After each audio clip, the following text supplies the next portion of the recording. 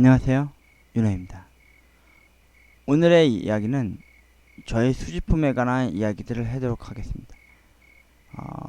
해중시계 이야기입니다. 여러분들은 어떤 컬렉터이십니까? 저도 어렸을 땐 남들 다 아는 우표 수집도 해봤고요. 때로는 병뚜껑 수집도 해봤습니다. 심지어 껌종이도 모으는 수집도 해봤고요. 근데 다 작심삼일이라고 며칠 못하다 그만두게 되었죠. 심지어 우표는 남들 다 하기 때문에 저도 하게 되었던 거였고, 그때 당시 국민학교 때나 중학교 때는 크리스마스 실이나 불우유 또는 실이라 그래가지고 매년 그 우표 아닌 우표를 실을 불우한 이웃을 돕기 위해서 모으는 거를 우표랑 삼치고 모았고요. 아울러 떡볶이 시장에 같이 있었을 때는 살았을 때는 항상 같이 분무기를 들고 다니면서 집집마다 우체함통에 있는 우표를 물을 뿌려가지고 우표를 뜯어서 이제 모았던 적이 있었습니다. 도장 찍힌 걸로요.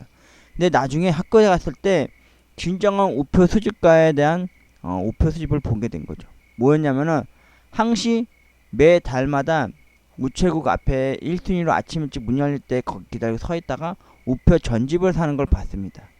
와, 그걸 막상 구경하는데 제 우표 수집책은 그에 비하면 거의 뭐 볼품없는 초라한 남루한 그런 수집 아닌 수집품이 된 거죠. 남의 집 우편함에서 우표를 꺼내서 우편물을 꺼내서 우표 수집을 했던 제 자신이 참 부끄럽게 느껴질 정도였거든요. 그리고 나서는 하진 않았어요. 그러다가 저에게 해종시계라고 하는 그 로망이 생겼어요. 어떤 로망이냐면은 제가 나중에 동영상으로 오늘 짧게나마 이제 찍어 이른 아침에 잠복수사 이후 찍게 돼서 여러분들한테 좀 보여드리고 싶어서 이게 찍은 겁니다. 여러분, 요즘 시대가 어떤 시대입니까? 디지털 시대를 넘어서 스마트 시대 아닙니까? 심지어 은행에서도 이제 전표가 없어지고 사람과 사람이 아닌 기계 앞에서 뭐든지 다 해결해야 되는 그런 최신식 시대가 되지 않았습니까? 아울러 식당 같은 데 가서도 프랜차이즈로 된 햄버거 집이나 치킨집을 가도 주문을 받을 때 이제 기계로 다 하지 않습니까? 그런 시대에 사는데도 불구하고 저는 아직도 아날로그 시대를 사는 사람입니다. 심지어 저는 카톡도 안 하고 있고요. 남들은 다 너무 뒤떨어졌고 너무 노인특틱스럽다라는 말을 많이 듣고 살았습니다. 근데 사람은 사람과 만나서 대화하고 이야기하면서 정도 쌓아가고 그 관계를 형성하고 인맥을 중시해야 되는 걸 당연하다고 생각을 해왔거든요. 근데 요즘 세상은 여러분도 알다시피 얼마나 개인주의고 독단적으로 살아갑니까? 나만 알고 남한테는 피해주고 그런 인식 속에 살아가는 세상 속에서 저에 대한 수집품을 보여드리도록 하겠습니다. 참고로 저의 수집품은 여기 써있듯이 밥 주는 해종시계 이야기입니다.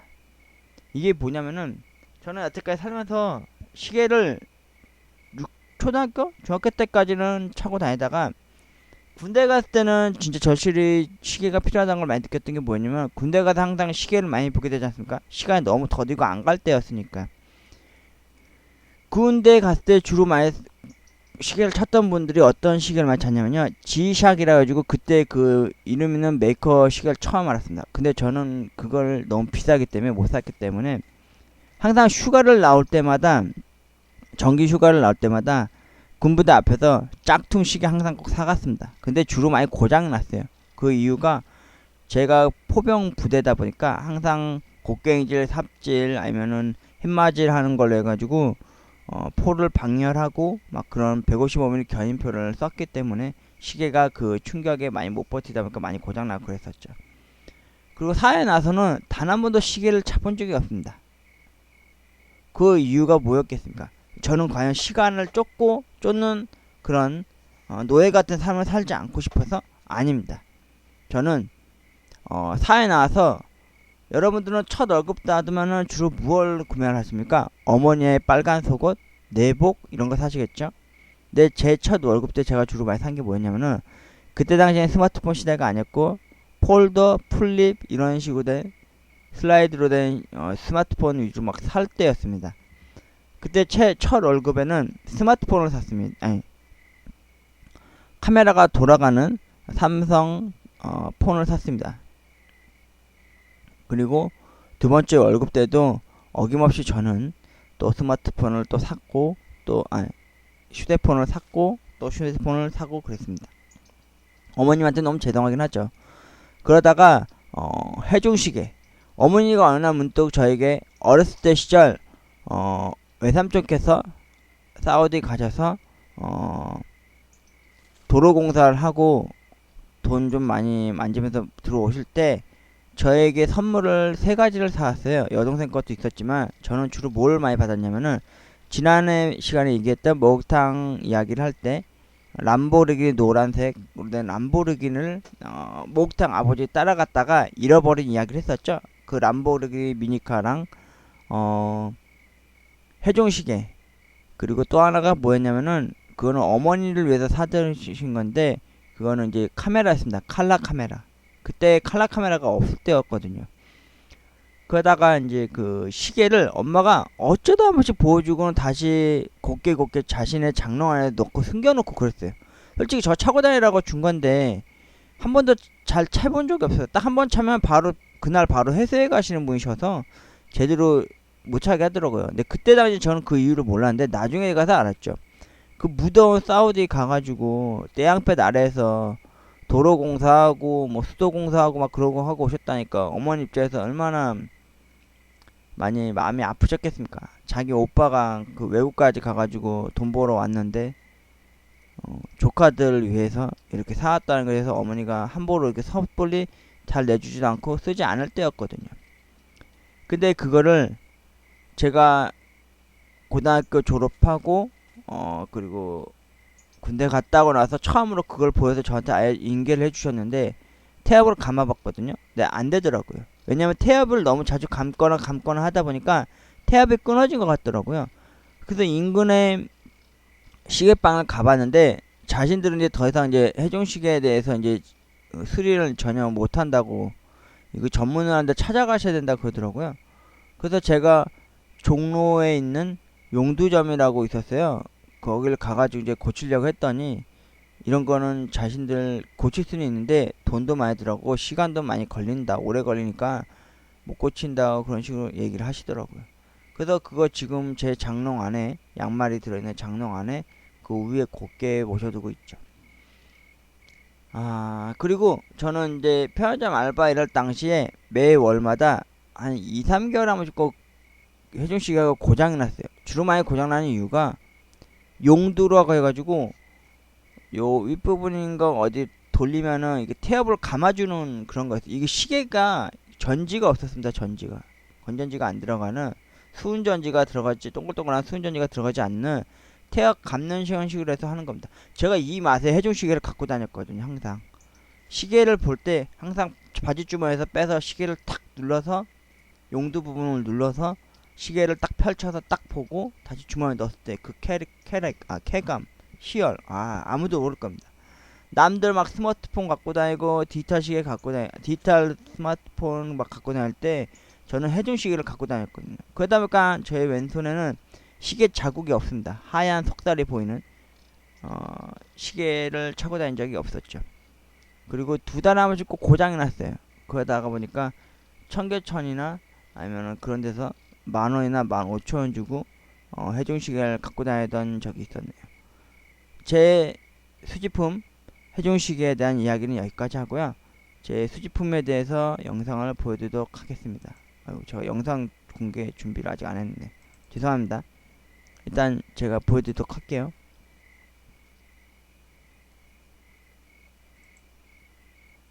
안녕하세요, 윤아입니다.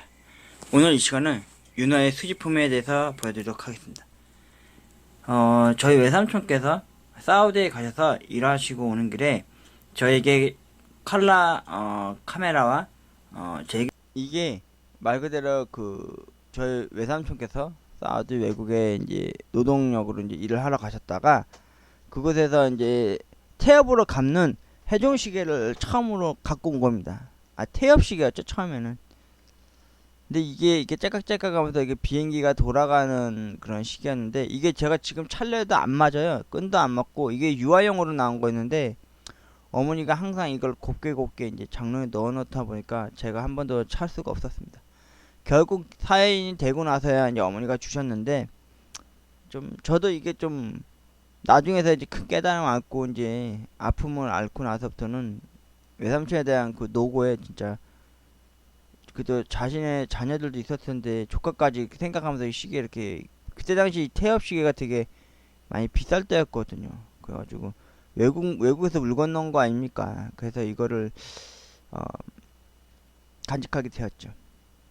이게는 이 해종 시계가 되는 손목 시계를 사두셨는데요.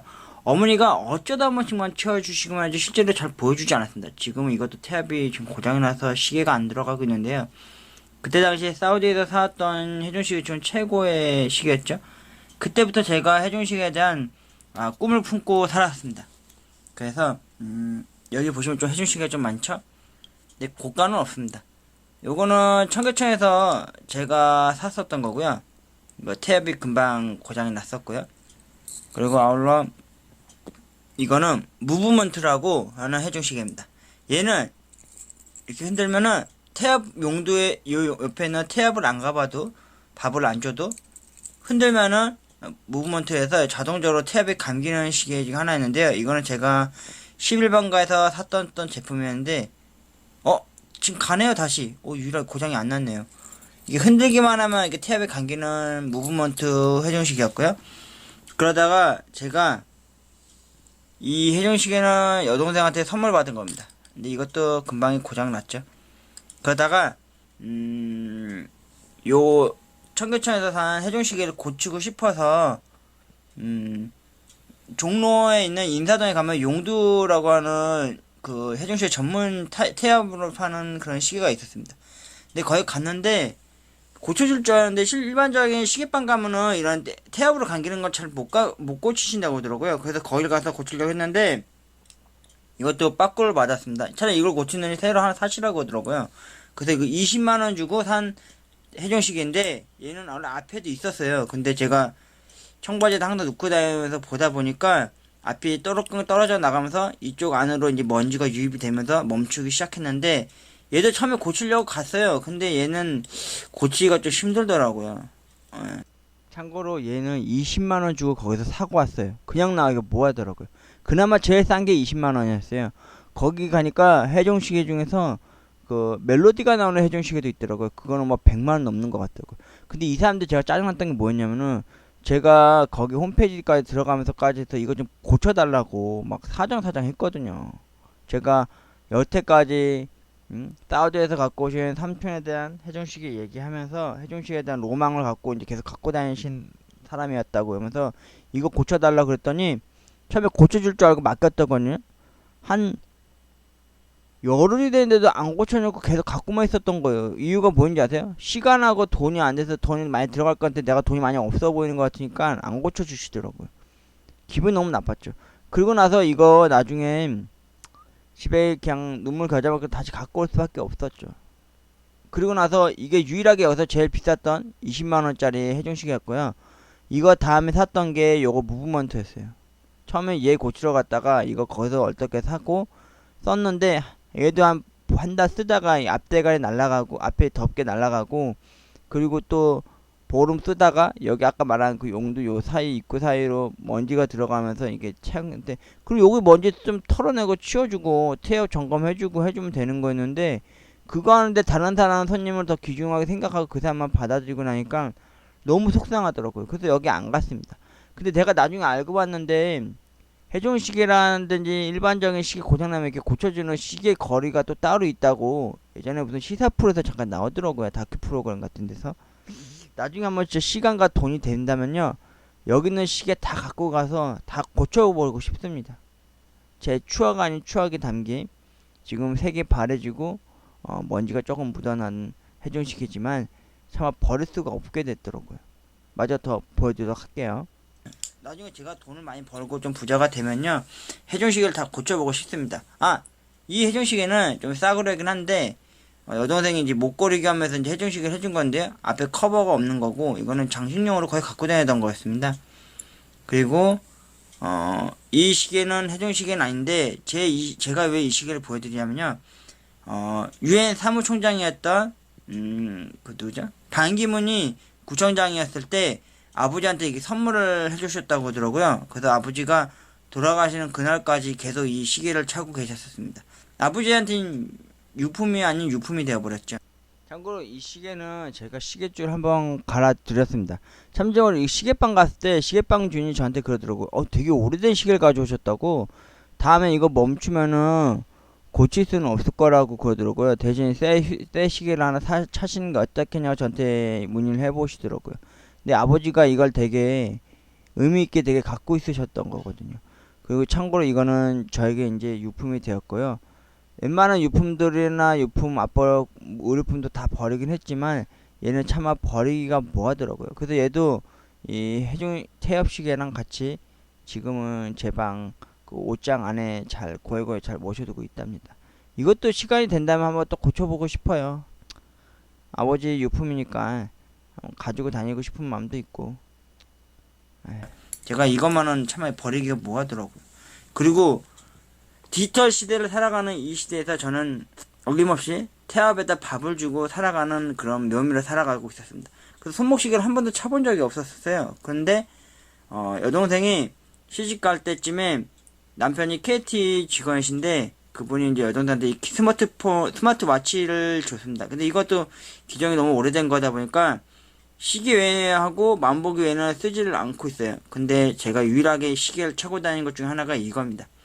제가 아버지 살아 생전에 돌아가는 그 순간까지도 제가 사랑했었던 이 묘령의 여인, 이 여인을 짝사랑했고 이 여인을 지금도 많이 그리워하고 제가 이루어질 수 없는 사랑인 줄 알면서도 좋아했었던 마음으로 계속해서 시간이 아닌 이 그녀가 보고 싶을 때마다 그리고 힘들고 외로울 때마다 그녀의 사진을 보고 그랬었던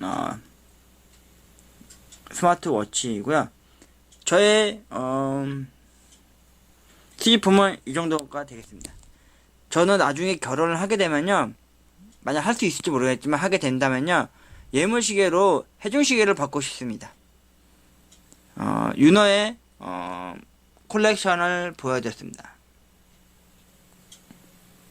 그리고 그나마 값어치를 따질 수 없는 것 중에 하나라곤 아버지가 돌아가기 전까지 반기문 사무총장이 구청장 시절에 선물로 하사하셨다는 이 손목시계와 그리고 외삼촌이 사우디 가셔서 어렵게 돈 버셔서 저에게 선물로 주셨던 제게 처음으로 해중시계의 그 깊은 묘미의 맛을 알게 해줬던 해중 손목시계랑 지금의 제 두 번째이자 마지막 보물인 제가 사랑하고 또 그리워하는 그녀의 사진이 담긴 스마트워치 시계입니다. 여러분들은 어떤 컬렉터의 시계를 보고 계신가요? 스마트폰에 있는 시계를 보고 계신가요? 아니면은 스마트워치 시계를 보고 계신가요? 저는 아직도 이 직접 태엽을 감아서 주고 그러는 째깍째깍 울리는 해중 시계를 너무너무 좋아한답니다. 제가 돈 좀 많이 벌고 꽤 있다 보면요, 이 시계들 전부 다 고쳐서 쓰고 싶습니다. 아울러 결혼을 하게 되면은 할 수 있을지 없을지 모르겠지만 꼭 그날이 다가온다면요, 해중 시계를 꼭 선물로 받고 싶습니다. 지금까지 윤호의 수집품 해중 시계에 관한 이야기였습니다. 고맙습니다. 끝에 참 말이 우습죠? 안녕하세요. 뭐 결혼하게 되면은 뭐 예물로 해중 시계 받고 싶다고. 뭐 결혼을 할 수 있을지 없을지 모르겠는데 말이죠. 안 그럽니까? 여러분들은 살면서 어떤 수집품을 모아오셨습니까? 저는 페어점 알바 13년을 하면서 건담에 처음 눈을 떴을 때 건담을 또 모으기 시작했죠. 누군가 그랬습니다. 돈 될 것도 아니고 네가 다 만들지 못할 건데 왜 그렇게 쌓아놓고 쟁여놓냐고. 사는 족족 바로바로 조립하고 만들어야 된다. 그런 식으로도 썰을 풀었던 적도 있었죠. 지금은 차고 차지 남을 만큼 쌓아놓고 지금은 더 이상 사놓지는 않고 있는데요. 제 바람은 딱 이거 하나입니다. 만약에 진짜 결혼을 하게 된다면요, 비싸지 않아도 되니까 해중시계 하나 맞춰서 그 해중시계 여기 입구 안쪽에다가 제가 사랑하는 여자의 사진을 넣고 가지고 다니고 싶고요. 시간과 함께 그 사람이 보고 싶다, 그 사진 속 그 여인을 보고 싶고요. 그리고 제가 여태까지 쌓아 올렸던 건담 프라모델도 같이 한번 조립하는 그런 같은 취미를 공유할 수 있고 즐길 수 있는 그런 삶을 누려보는 게 제 바람 아닌 소망이 되어버린 이야기였습니다. 참 끝에 가서 참 웃긴 썰이었죠.